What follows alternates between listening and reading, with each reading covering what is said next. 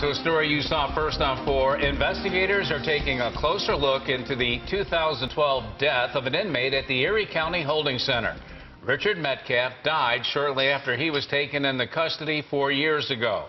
His death was ruled a homicide, but the DA's office decided no charges would be filed. A new report from the state says Metcalf was severely beaten by county corrections officers.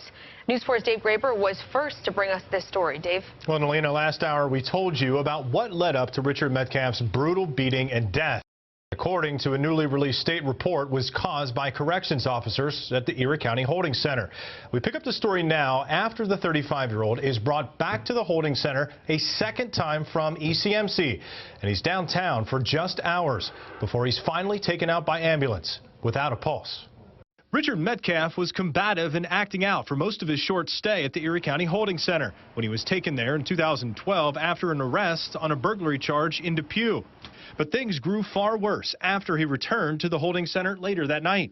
The state report shows Metcalf begins having hallucinations. Officers say he's acting irrational in his cell, that he was biting and punching himself.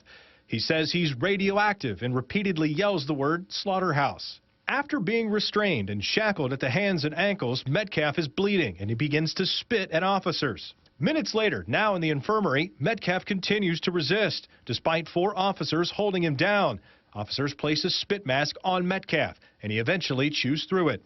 An officer then grabs a pillowcase and ties it loosely over Metcalf's head. The beatings continue, according to the report. EMTs are summoned. Nearly 30 minutes after they're called, Richard Metcalf is lifted into the ambulance and turned onto his back for the first time since being ripped from his cell.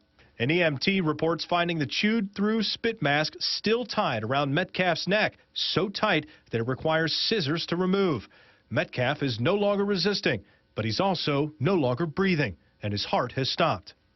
Emergency room doctors bring him back to life, and in addition to visible bruising all over his body, he has organ failure and 4 broken ribs.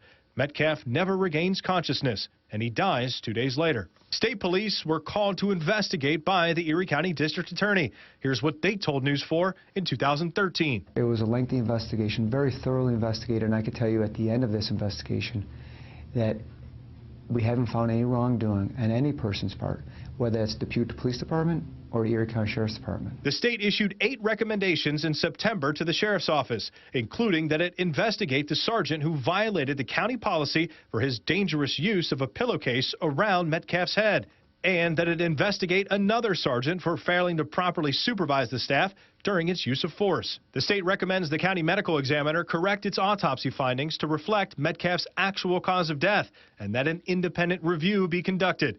And it says acting Erie County DA Michael Flaherty should conduct a full criminal investigation.